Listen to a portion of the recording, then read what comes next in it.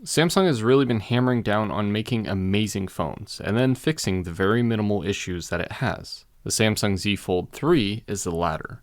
While looking and feeling almost exactly the same as the Z Fold 2, the 3 fixes the issues you had and thought you had. Then that's it. While I would recommend this phone, I'm not too happy about it. Don't worry, I'll explain and let you know whether or not you should buy the Samsung Z Fold 3 in 2022. Hello everyone, Matt from Real World Review here. Socials are going to be listed here as well, and let's just get started. So as you could assume, this review is going to be directly compared to the Samsung Z Fold 2, as it should. Either way, you get pretty much the same screens, but there are a few upgrades here. On the outside, we have a 6.2-inch AMOLED display that sits at 2,268 pixels by 832, which is slightly different, but almost exactly the same as the Z Fold 2. This is now an almost 500 nit display with an adaptive 120Hz refresh rate, up from the low 400s that the Z Fold 2 gives you, as well as the 60Hz display. There is a small hole punch for the better front camera. No, the sensor is the same, but you'll see. This is covered by Gorilla Glass Victus, but just like the screen protector, it is prone to scratches, just like the rest of them.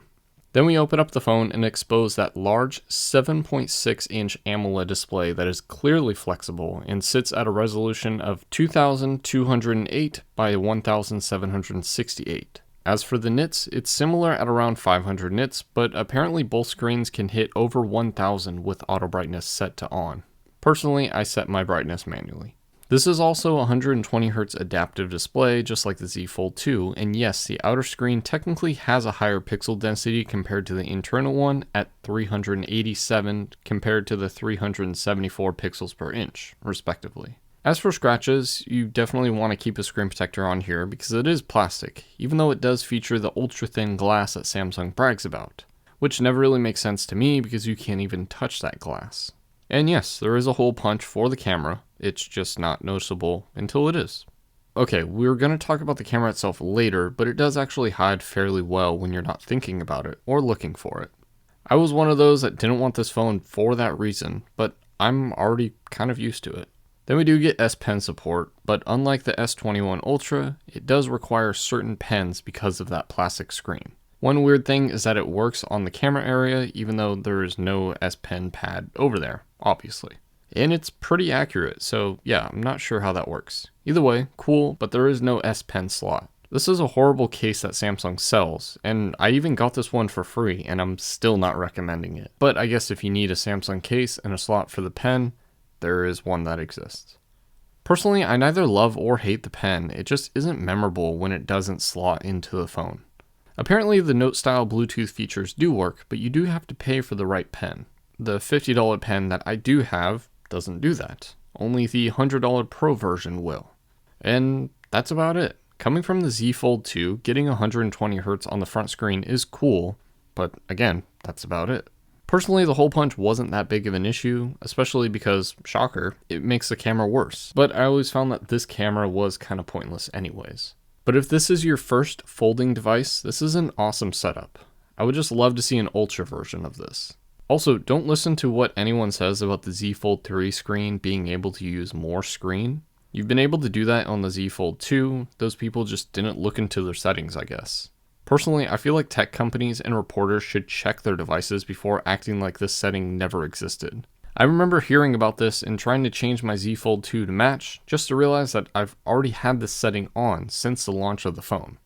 Okay, rant over. Overall, these are some amazing screens, especially the inside one, but again, maybe a wider screen on the outside and a landscape internal screen on the Z Fold 4, that would be nice. Or like I said, maybe a Z Fold 4 Ultra. Samsung should be listening to me on this one. Of course, internally specs are amazing, but one is kind of strange to me. This phone comes with a Snapdragon 888 processor with 12GB of RAM and 256 or 512GB of UFS 3.1 storage, mine being the latter. The weird thing is the lack of the Snapdragon 888 Plus chip. While not too major, the Z Fold 2 had the Plus version, which separated it from the S20, so it would make sense for the Z Fold 3 to have a better processor than the S21. Not a huge deal, but odd choice in my eyes. This is paired with a slightly smaller 4400 mAh dual cell battery, losing 100 mAh, but battery life is pretty much the same. Decent, but don't expect 2 days of heavy usage. However, it's possible to get through a full day even with heavy usage. Finally, Samsung writes it out, but charging is pretty much the same. 25 watts of wired charging, 10 watts of wireless charging, and reverse charging goes up to 4.5 watts. Then we get normal stuff like Bluetooth 6 and Bluetooth 5, pretty much the same as last year, but we are given some extra 5G bands for those that are interested. When the phone's closed, everything's on the right side of the phone. Okay, even when you open up the phone, you get everything on the right side, but you do get a fingerprint scanner with the power button combo. Yes, the fingerprint scanner can be used to wake the phone without clicking the button. No idea why this is news, but I'm pretty sure it's because it's off by default. It's just a setting that some people act like it doesn't exist. Above that, we get the volume buttons, and then we get a relocated SIM card tray, as well as a visible ultra-wide antenna, just like we saw on the Z Flip 3. On the top of the phone, we get three microphone holes, as well as a larger speaker grill. On the bottom, we get a single microphone and the secondary speaker, making this a stereo speaker setup that sounds almost identical to the Z Fold 2. Then we have the USB-C 3.2 port. I know it's 3.0 or higher, but I'm just going to say 3.2 because that's what everyone else is saying, and Samsung says nothing. They also say Bluetooth 5.2 support, while Samsung only claims 5.0. Either way, it is USB 3.0 or better because that port does support DeX, unlike the Samsung Z Flip 3 for some reason. Then on the back we have glass, just like the front, surrounded by the aluminum pieces that shape the phone. Speaking of aluminum, the phone is actually slightly smaller than the Z Fold 2 in almost every way, including the 271 gram weight compared to the 282 grams on the Z Fold 2. Not a huge difference, but it is a push in the right direction when we're talking about the weight. The camera area is different, but I kind of like it. Makes more sense to me. But when you open the phone, all plastic. Plastic screen, plastic rails. It's so interesting to me. Normally, color of a phone isn't that big of a deal, but I thought it is something to point out, seeing that the last phone we got 6 hinge colors and 2 phone colors, giving us 10 variations. This time we get 3 variations, with 2 of those being new colors, and the black color actually has a matte black, the way it should have been on the Z Fold 2. That's why I put a skin on that phone. This phone is IPX8 rated, meaning that it isn't dust resistant, but it is water resistant up to 1.5 meters or 5 feet for 30 minutes. Still, I wouldn't recommend doing that. You see what this hinge is doing? Just try to keep it away from water. While I didn't really plan for there to be a camera section in this review, I thought it was fair to talk about seeing that there are 5 cameras in this phone, all different, unlike the Z Fold 2. Now let's reverse, starting with the front camera. Same spec as the Fold 2, a 10 megapixel fixed focus sensor that works well. You get decent shots and 4K video up to 60 frames per second, just like the inside one. Wait, this is the Z Fold 2. Instead of getting 2 identical cameras like we did last time, we get the second front camera that is, well, not even that good. Still fixed focus, but now we get a lower aperture going from f2.2 to f1.8, but also moving to a 4 megapixel camera. Look, this camera is not good, so much to the point that face unlock is actually less reliable compared to the front camera. And yes, this means no 4K video with this sensor, just 1080p at 60 frames per second. This is all done just to get that front camera under the screen, so we're given this strange under-screen look. Personally, I feel like it was a waste. Sure, when you're watching videos, it looks alright, and it pretty much disappears when you're not looking or thinking about it, but the camera performance is definitely not worth the compromise. They took a decent camera and just made it horrible. Even the video conference aspect doesn't really make sense to me because lights, even just sunlight, mess with the image quality. It just is not that good. But then we flip to the back of the phone and all of that is forgotten. We get the same sensor size, being the triple 12 megapixel sensors found on the Z Fold 2, but instead the ultra-wide has a larger pixel size, though that might be Samsung just rounding up. Not really too sure there. Performance is very similar to the Z Fold 2, giving us amazing shots and videos, but like the Z Fold 2, it's not $1,800 phone shots and videos. Ultimately, rear camera performance is pretty similar to the Z Fold 2, but let me know what you think with these pictures and videos. Enjoy!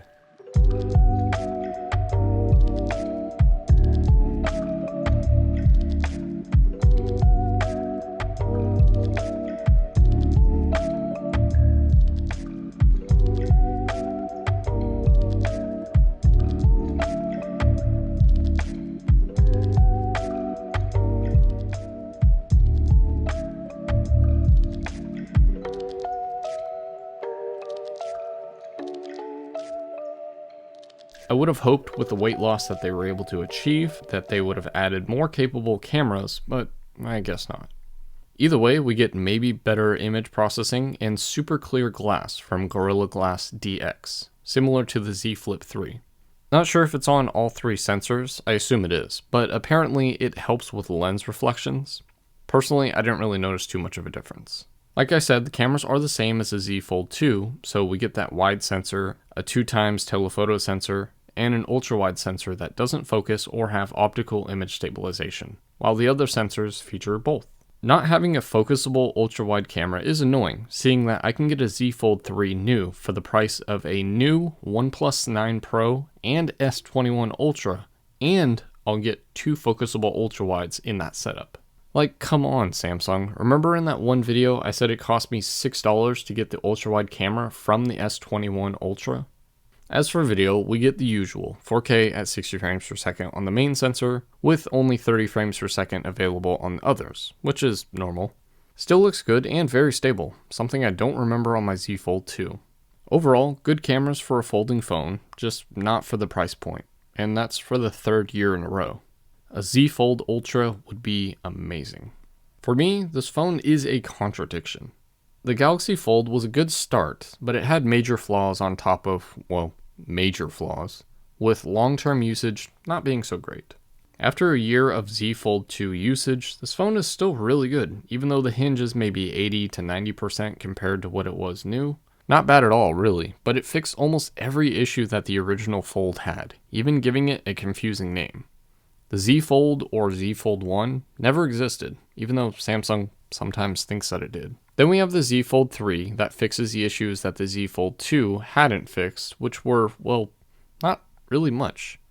And here we go with the contradictions. The camera setup is better, I guess, but destroys another camera in the process. The hole punch is gone, but this little camera area becomes noticeable even to people that don't really care too much about phones. While I feel the design looks nice, it doesn't really change much, nor does it fix any issues, like the outer screen being small, a gap in the hinge, and most importantly, the crease. To be honest, I don't really care too much about the crease because I kind of get used to it, and when you're watching video it kind of goes away unless it's really bright, but showing this to people with the screen off access does not help convince them to buy a phone like this. We have S Pen support, which is awesome and scary because the screen is plastic.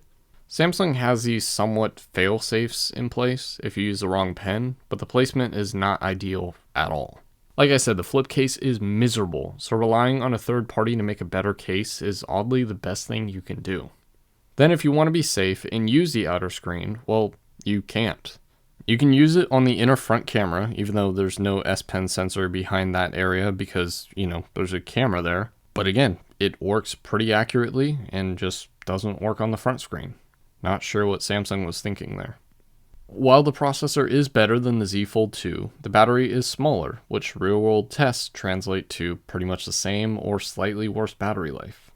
When the phone came out, I didn't want to immediately buy this phone because there were so many small differences compared to the Z Fold 2. And best of all, I can't even explain this phone based on my Android 12 experience because even now, I'm stuck on Android 11. My Verizon-based Z Fold 2 is on Android 12 for almost 2 weeks now, while my factory-unlocked Z Fold 3 is still on Android 11, not to mention a 2-month-old security patch.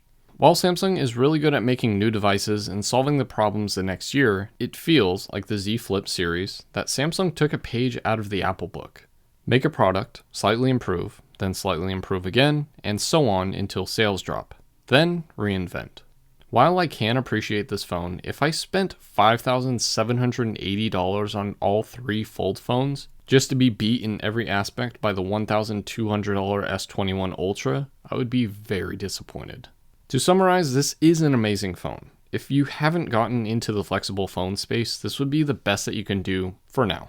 If I find something better, I will probably link it in the description below because the year did just start, but even with its flaws, I still love using this device. At $1,800, do not buy this phone new. I got this one for under $1,100, but I also got lucky because it came in the box as well as 512 gigabytes, the case, S Pen, all that good stuff. I would have preferred the green one, but this was a steal of a price either way. With this said, you can find this phone new for $1,500 on Amazon, which is pretty decent. Swappa and eBay have some better deals, but remember, the Amazon links in the description send me a commission, which does help my channel. Also, I feel like Amazon has a better return policy compared to Swappa or eBay, which I don't even know if Swappa has a return policy. But like I sprinkled throughout this review, I would love to one day see an Ultra version of a Z Fold. But that's the end of my review of the Samsung Z Fold 3 in 2022. The Note version that was given to us, even though we needed an Ultra version. Let me know what you think in the description below, and make sure to be careful when you're watching reviews about this phone. I'm talking about things like the 9 to 5 Google article that were talking about a software that made it seem like it was hardware differences compared to the Z Fold 3 and the Z Fold 2. But I'm also talking about the fingerprint unlock without clicking it. It's things like that that make it feel like some of these reviewers just skim the phone for reviews just to get views. But either way, I hope you enjoyed this video, and as always, thanks for watching.